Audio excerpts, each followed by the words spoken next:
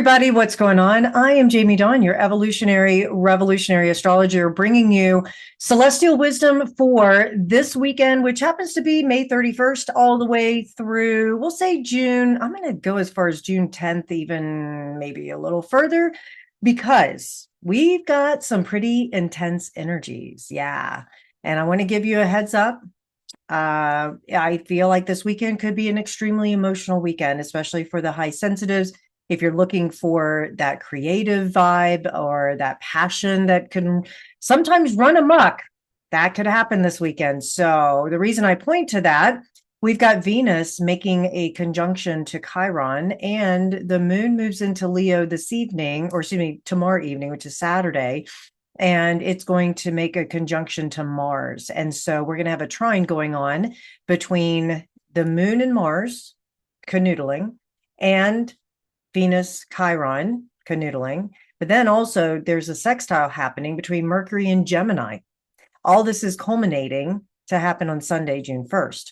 So that being said, it can be a really wonderful, powerful time for conversations, communications, the things that we want to feel passionate about, that who is our loyalties to, and are they loyal to us? Those are things that may come up. But with Chiron involved here with Venus, we're also most likely scratching wounds, or some things can show up where it's like in our relationships, the things that we value could get triggered because we want confirmation. Maybe it's that verbal words of affirmation with the sun still in Gemini for just a little while now. It moved into Gemini last week.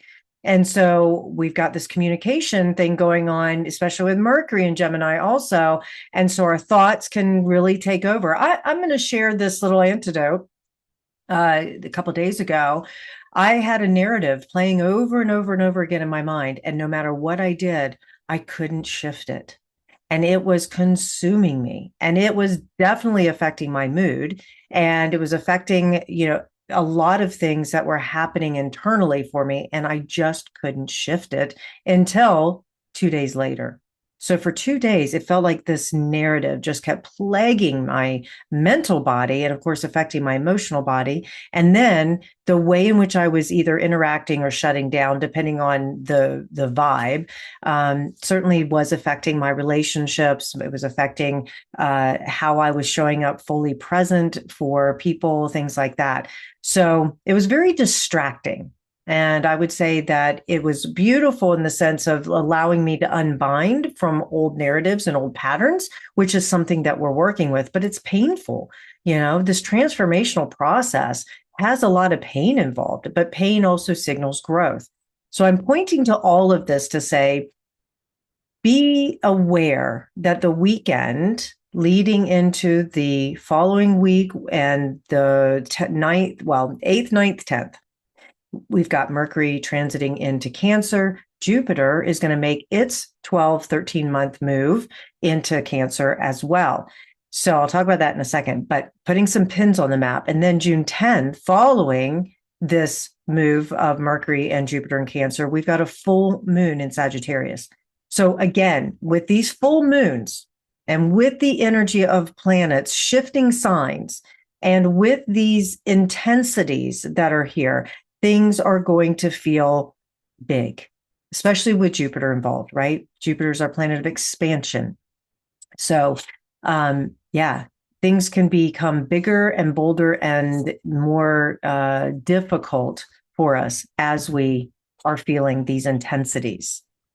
Okay, Joan, thank you. My wonderful assistant will edit, but I had to pause the video for a second to put the grand dog, Rosie. Those of you who follow me know that I get to spend some time with her occasionally, so she needed on the bed.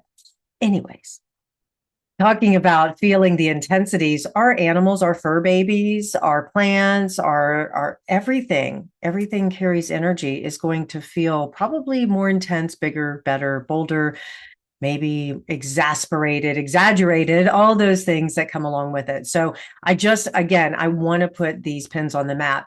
And so some things that might get scratched this weekend, or maybe it gets healed. Because remember, Chiron is the wounded healer and the teacher. And so we can use our wounds in order to help heal our past. So, but some things may get stirred up when it comes to our self-esteem or healing through courage and authenticity, because we're dealing with Chiron and Venus in Aries, and really embracing our imperfections. One of the worst things we can do during this weekend and leading into this full moon, in Sagittarius, is to compare ourselves with others, to look at someone else and say, what do they have that I don't? Maybe maybe something's missing in me and that person has it and I wish I had it. That envy, that all of that, it can get really stirred up. Now, with the trine of Venus and Chiron to Mars and the moon in Leo, this can amplify the courage we need emotionally for our creative expression, for what we feel passionate about, what is our heart's desire. And it can drive us to really heal relationships and pursuing our desires with confidence. So this can take on form that allows us to feel what we feel and then go through the healing process and find a deeper connection maybe with our beloveds, our cohorts, that sort of thing. And then with that, again, with that sextile to the Sun and Mercury in Gemini, it's a beautiful time for adaptability and time to discuss maybe some of the emotional matters, some of the things that were being stirred up for us and what we learn from it, and engage in real meaningful conversations that can promote understanding and growth. So it's a really powerful, powerful time for us. Now, as I mentioned, we've got Mercury and Jupiter in the sign of Cancer. That's on the 8th and 9th. And so when we have the Cancerian energy, it's all about home and family. It's about the sense of belonging, emotional security. What is it that gives us that emotional security, right? And so these are the kind of things that we'll be looking at. Ancestral roots, right?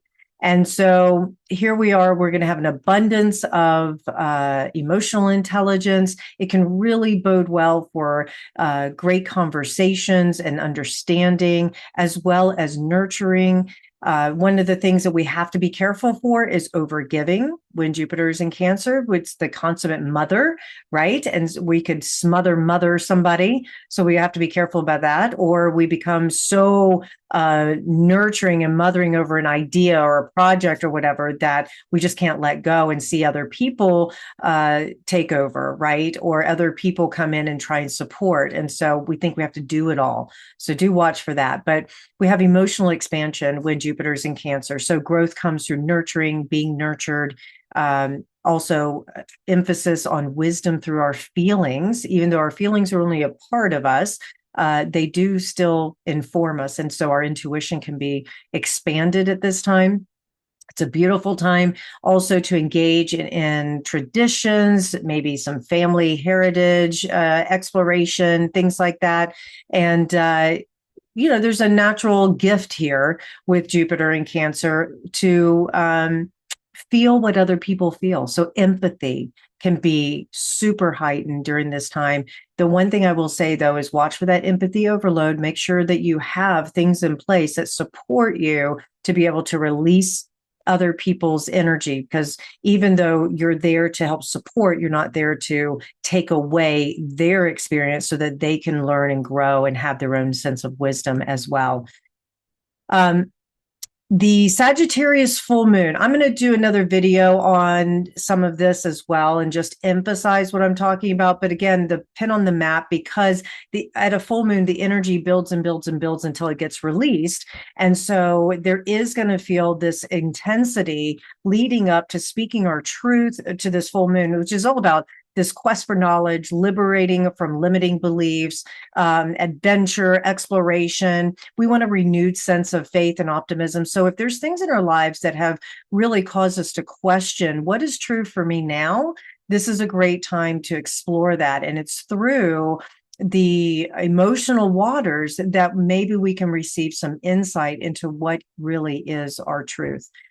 There's probably going to be a lot of travel happen. That's a very natural thing when Sagittarius is involved, Gemini Sagittarius is involved, especially at the end of school for a lot of parents with kids in school, that sort of thing, graduations happening, all of that very, very appropriate. And of course, we're in Gemini energy. So it's all about socializing and the barbecues and the cookouts and all the things that are happening there as well. But as we know, when we're interacting with others and we have this dynamic of relationship and all of that going on, something is going to get stirred up for us. So pay attention, notice what greater insight it might have for you. And I would say that if you are trying to heal things from the past, Jupiter in Cancer has a wonderful way of offering opportunities. These are some keywords: opportunities to heal past relationships, past stories. Maybe you're looking to move homes, right? And go to a place, maybe you have to go back to take care of elderly parents, and that can help heal some childhood wounds. Those are just some examples for you. All right, you guys, I hope this helps. Please like, subscribe, share, comment. Come find me at jamiedawn.com when to listen. I look forward to connecting with you. Thanks so much.